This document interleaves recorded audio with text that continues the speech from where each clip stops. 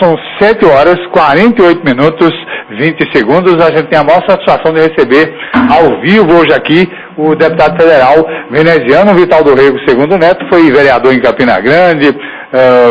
Veneziano foi deputado estadual? Não, veneziano não, foi não. Mas foi vereador em Campina Grande, depois prefeito 2 vezes e agora deputado federal e poderá ser candidato a prefeito de Campina Grande no ano que vem. Ele vai falar sobre isso também. Claro que não tem ninguém candidato ainda, porque as convenções só no próximo ano, né? Mas todo mundo está se movimentando, né? E que ninguém é bobo, tem que ter aquela... quem é que dizia? Tem um povo que diz assim, quem é coxo parte cedo. Mas veneziano não é coxo, não.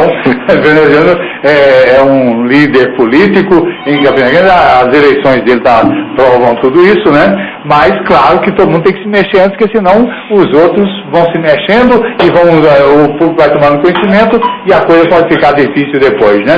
Veneziano, tudo bem? Muito obrigado por vir ao vivo.